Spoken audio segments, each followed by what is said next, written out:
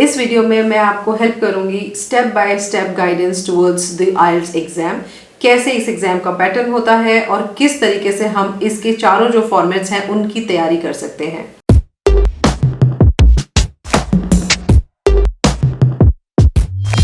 Are you getting ready for IELTS exam? चाहे आप university में अप्लाई करना चाह रहे हो, काम के लिए अप्लाई करना चाह रहे हो या फिर आप इमिग्रेशन के लिए दे रहे हो, preparation is the key. I my self have given IELTS exam और मेरा जो बैंड स्कोर आया था वो 7.5 आया था, which is eventually considered as a good score. लेकिन जो मेरा कम स्कोर आया था वो लिसनिंग में आया था। इट इज नॉट बिकॉज कि मेरी इंग्लिश में कमी थी, but the mistake I had done is मैंने फोकस की प्रैक्टिस नहीं की थी and I easily get distracted by so many things. और मैंने सेंटर पर एग्जाम दिया था, pen and paper format choose किया था और हल्का सा भी एक डिस्टर्बेंस होता है तो आपका जो माइंड है अगर वो फोकस नहीं है तो वो आपको आपका एग्जाम पे हैम्पर कर सकता है। इसलिए first and foremost preparing for focus, आपका अपना फोकस इंक्रीज कीजिए, अपने आप को इस तरीके से बनाइए that if in the examination hall somebody is coming, somebody is entering, somebody is saying to someone else, आपका डाइवर्जन नहीं होना चाहिए। आप बाकी चीजों में तो डाइवर्ट नहीं होंगे, आप स्पीकिंग में तो डाइवर्ट नहीं होंगे, आप रीडिंग भी कर पाएंगे, आप राइटिंग में भी शायद ज्यादा डिस्टर्बेंस नहीं आए, बट लिसनिंग में आपका जो फोकस है वो बहुत ज्यादा इंपॉर्टेंट है and that is where I was lacking. मेरा और अच्छा स्कोर आता अगर मेरा लिसनिंग में 7 नहीं आया होता। मेरा लिसनिंग में 7 इसलिए आया क्योंकि मेरा जो फोकस था वो बार बार टूट जाता था।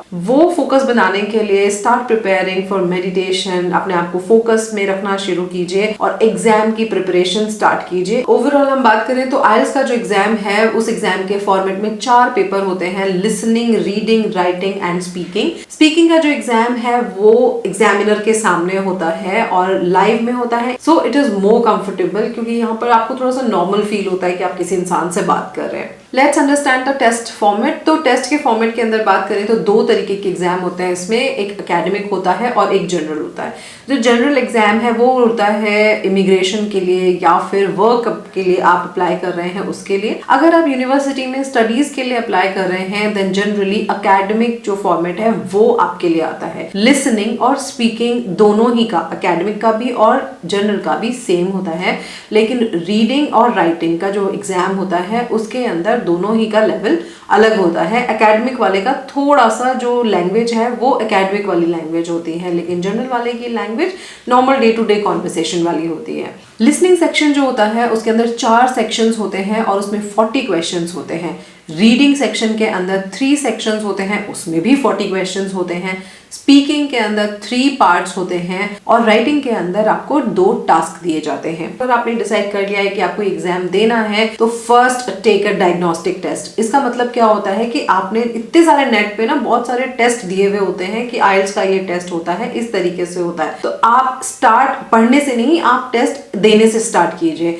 सबसे पहले टेस्ट देना स्टार्ट कीजिए। टाइम का अपना जो बिल्कुल वही जो टाइम है नॉर्मली होता है उसी में रहिए, अपने आप को टाइम से ज्यादा मत खींचिए एंड जस्ट टेस्ट योरसेल्फ कि आपका अभी जो लेवल है वो किस लेवल पर आ रहा है, आप क्या चीजें अच्छे से कर पा रहे हैं, क्या नहीं कर पा रहे हैं, और उसका जो बैंड है वो आप अपना निकाल के रखिए। आप इजीली कर पाएंगे ऐसा। आइल्स की वेबसाइट पर जाएंगे तो वहां दिया हुआ होता है कि अगर आप किसी क्वेश्चन के अंदर कोई पार्ट है वो नहीं कर पा रहे हैं या क्या क्या गलतियां आ रही हैं, उस हिसाब से आपका बैंड 4 आ रहा है या 5 आ रहा है, 6 बैंड, 7 बैंड, आप कौन से बैंड पर हैं। तो वहां से आपको जब इम्प्रूव करना है तो वो आपको एक बहुत हेल्प देगा कि पहले आप किस ग्राउंड पर आते हैं, क्या आपका लेवल है और किस लेवल तक आपको पहुंचना है। कहीं भी एडमिशन लेना हो यूनिवर्सिटीज वगैरह में, सब में तो 6 से अबाव होता है तो आप एक अच्छे स्कोर पर आते हैं। So first let's talk about the reading section. Reading section के अंदर आपके पास में एक पैसेज होता है जिसमें से आपको क्वेश्चंस के आंसर देने होते हैं। द गुड थिंग इज कि जो रीडिंग सेक्शन होता है उसमें अगर फर्स्ट क्वेश्चन है तो उसका आंसर स्टार्टिंग में मिलेगा, सेकंड क्वेश्चन का आंसर फर्स्ट क्वेश्चन के बाद कहीं मिलेगा, थर्ड क्वेश्चन का आंसर सेकंड के बाद कहीं मिलेगा। सीरीज में चलता है, ऐसा नहीं होता कि फर्स्ट क्वेश्चन का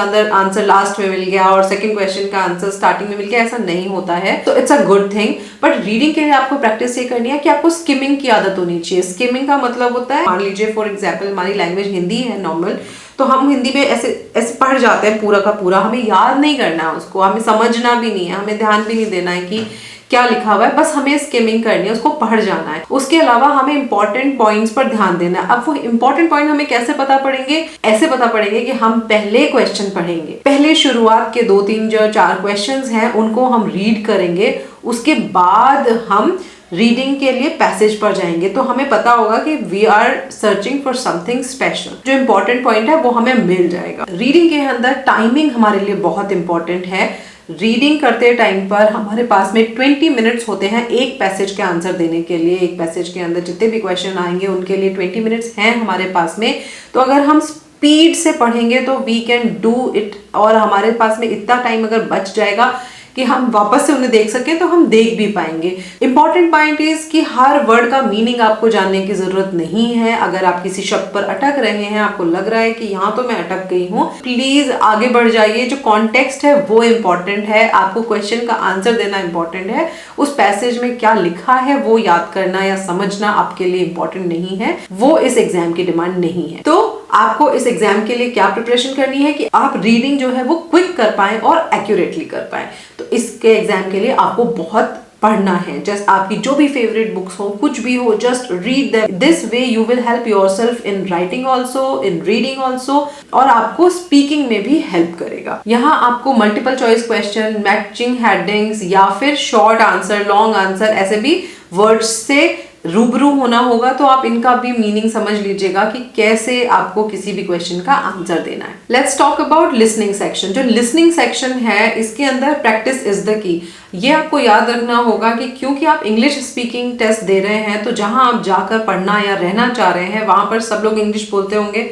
उनका जो एक्सेंट है वो या तो अमेरिकन होगा या ब्रिटिश होगा या फिर ऑस्ट्रेलियन एक्सेंट होगा। तो एक्सेंट को समझना इज मोर इम्पॉर्टेंट। तो आप जितना इस लैंग्वेज के जो बोलने वाले हैं उन लोगों को सुनेंगे, आपको ये एक्सेंट उतना ही कंफर्टेबल हो जाएगा।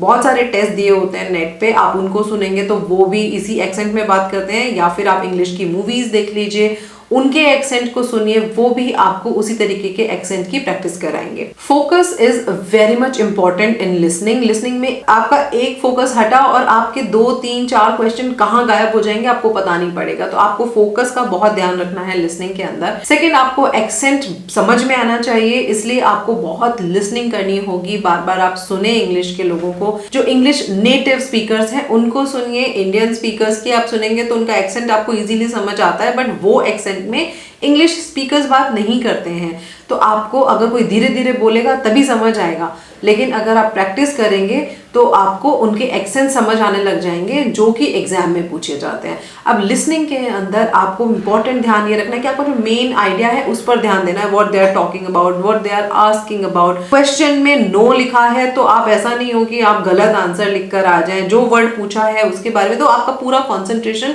लिसनिंग पर होना चाहिए। It is a multitask thing, क्योंकि आप एक तरफ से सुन भी रहे हैं और दूसरी तरफ से आंसर लिख भी रहे हैं, क्योंकि आप क्वेश्चन पढ़ रहे हैं। लिसनिंग में इंप्रूवमेंट के लिए आप सुनिए podcast. There are thousands of podcast, तो आप अपनी पसंद का कोई भी पॉडकास्ट ले सकते हैं। बेटर वुड बी कि आप ऐसा पॉडकास्ट लें जिससे आपको नॉलेज भी मिल रही हो, जो कि आपको राइटिंग में आइडियाज देने में हेल्प करेगा, आपकी वोकैबुलरी इंप्रूव करेगा, और आपको लिसनिंग में भी इंग्लिश स्पीकर जो नेटिव लैंग्वेजेस होती हैं उसकी जो एक्सेंट होती है उसमें आपको हेल्प करेगा। A stranger on camera, you need to make sure all your equipment is ready to go because they don't want to wait around for you to set stuff up.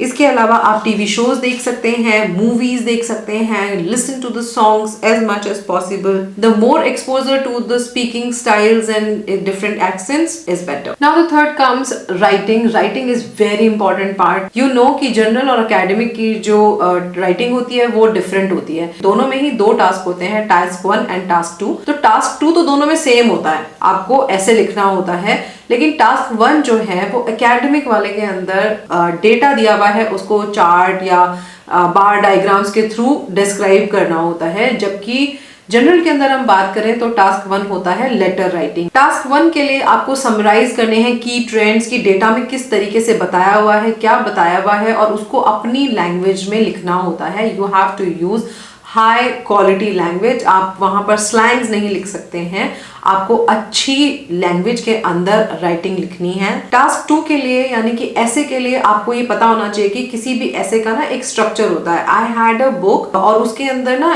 ऐसे के बारे में बताया हुआ था। I will give you the link in the description. Book का नाम याद नहीं आ रहा है but I had a book, English की बहुत अच्छी बुक थी वो, और उसमें ना एसेज के बारे में बताया हुआ था, लेटर्स के बारे में बताया हुआ था। You can see essays net पे भी मिलते हैं, बुक्स में भी मिलते हैं। ऐसे का ना एक फॉर्मेट होता है कि आप इंट्रोडक्शन देते हो, आप बॉडी देते हो एंड देन उसके बाद में नीचे कंक्लूजन दिया होता है किसी भी ऐसे का। तो आपको ऐसे राइटिंग लिखना बहुत जरूरी है। ऐसे राइटिंग के इंट्रोडक्शन के अंदर आपको ये समझाना होता है कि what are you going to tell in the essay, और अपना जो भी आपने ऐसे बनाया है उसके बारे में थोड़ा सा बताना होता है इंट्रोडक्शन के अंदर। बॉडी के अंदर आपको उसको पूरा एक्सप्लेन करके बताना है एंड कंक्लूजन के अंदर वापस आपको इंट्रोडक्शन का और बॉडी का जो पार्ट है उसी का थोड़ा सा समराइज करके लिखना होता है। जो ऐसे पार्ट है इसमें आपको बहुत ध्यान रखना है कि टाइम लिमिट में आप काम करें, वर्ड्स बहुत अच्छे से यूज करें, different type of connecting links use कर सकते हैं, अपनी अच्छी वोकैबुलरी दिखाने का यहाँ पर मौका मिलता है, लेकिन टू मच ऑफ एनीथिंग नहीं होना चाहिए। अगर आप हर चीज में बहुत भारी भारी वर्ड्स यूज करेंगे तो वो ऐसे रीडेबल ही नहीं होगा।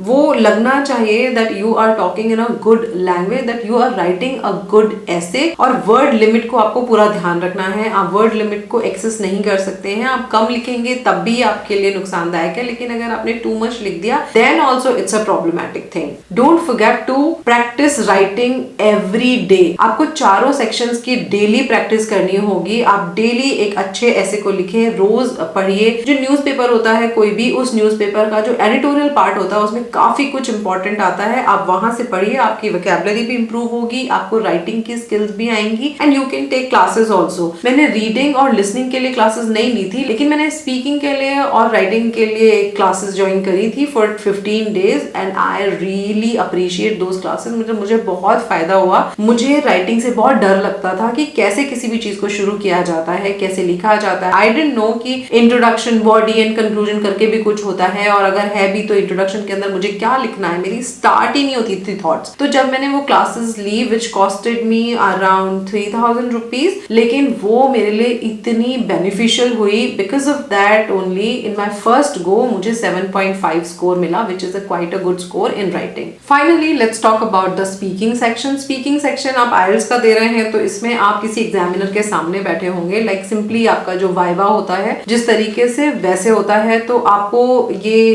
कंफर्टेबल भी हो सकता है और हो भी सकता है कि आपको थोड़ी सी हिचक महसूस हो कि आप किसी के सामने बैठे हैं और आप उनसे बात कर रहे हैं, बट प्रैक्टिस के साथ ये चीज ठीक हो जाती है। आप हेल्प ले सकते हैं डिफरेंट इंग्लिश स्पीकर्स की, बहुत सारी कोचिंग क्लासेस की, वो आपसे ओवर द फोन उसी तरीके से बात करते हैं। इवन आप पर्सनली भी जा सकते हैं क्लासेस लेने के लिए और वो आपसे इंटरव्यूअर की तरह ही बात करते हैं। जैसे आपका वाइवा होने वाला हो, आपका इंग्लिश स्पीकिंग टेस्ट होने वाला हो, तो वो आपको हेल्प कर सकता है। स्पीकिंग के 3 पार्ट्स होते हैं। जो फर्स्ट पार्ट होता है उसमें आपको अपना इंट्रोडक्शन देना होता है। सेकेंड पार्ट के अंदर वो आपको एक टॉपिक देते हैं जिस पर आपको फॉर अ मिनट और 2 बोलना होता है, और थर्ड पार्ट के अंदर उसी आइडिया के बारे में, उस टॉपिक के बारे में जब आपने बोला है तो उस पर बहुत सारे डिस्कशंस होते हैं, वो आपको बात करनी होती है। अब स्पीकिंग की जो लैंग्वेज होती है वो राइटिंग से थोड़ी सी अलग होती है। स्पीकिंग के अंदर वो आपकी वोकैबुलरी और आपका कॉन्फिडेंस चेक कर रहे हैं। अगर आपसे कुछ गलती हो भी गई है तो आपको रुकना नहीं है, अटकना नहीं है, जस्ट स्पीक इट आउट। अगर आप किसी सेंटेंस को सोचकर बोलना चाह रहे हैं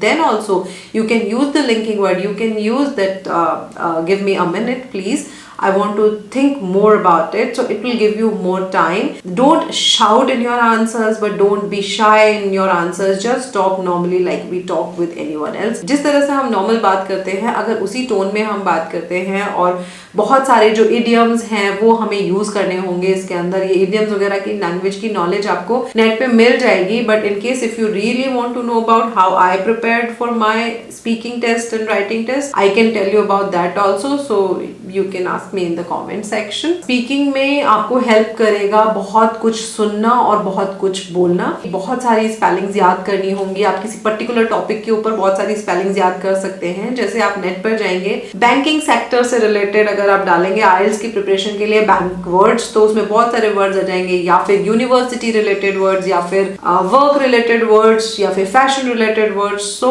वो जो वर्ड्स होंगे उनको आप याद कीजिए धीरे धीरे over the period of time your vocabulary will be very good और वो इंक्रीज होगी and that will eventually help you during the speaking. आपको लगेगा शुरुआत में वो वर्ड मुंह पे नहीं आ रहा है, बट जब आप बार बार उनको रिपीट करेंगे ना तो धीरे धीरे आपकी वो लैंग्वेज में अपने आप आने लगेंगे and that will help you in your writing skills and speaking skills. मतलब बेसिकली चारों ही में हेल्प करेगा, बट राइटिंग और स्पीकिंग में तो डायरेक्टली हेल्प करेगा। चारों पैटर्न होने के बाद में इंपॉर्टेंट पार्ट ये है कि आपको टेस्ट लेने हैं। Practice test is the key. यहाँ पर आपको बहुत सारे प्रैक्टिस टेस्ट लेने हैं डेली, एटलीस्ट 1 प्रैक्टिस टेस्ट लीजिए। अपने आप को बहुत ज्यादा टाइम मत दीजिए इस टेस्ट को देने के लिए।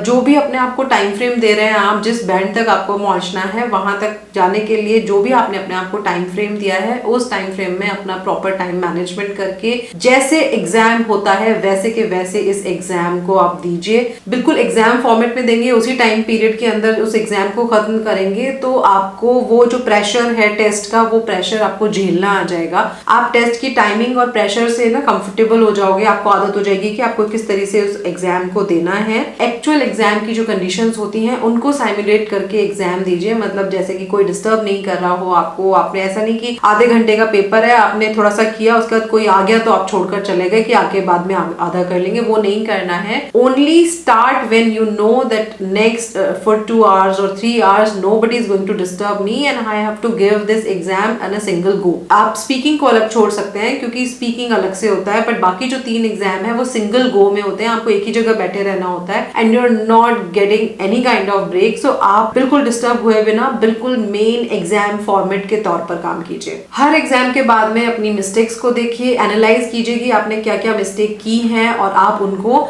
रेक्टिफाई करने की कोशिश कीजिए कि आपने क्या मिस्टेक करी। आपको लग रहा है आपकी स्पेलिंग मिस्टेक है तो आप स्पेलिंग्स को ठीक कीजिए। आपको लग रहा है आपकी वोकैबुलरी ठीक नहीं है तो अपनी वोकैबुलरी को बढ़ाइए।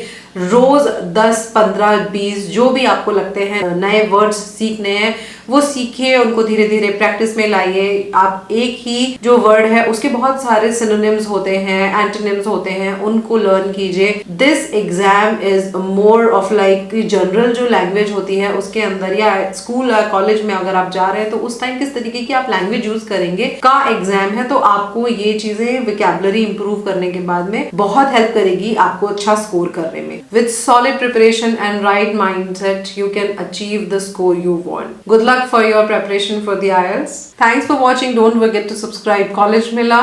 See you in the next video. Bye bye.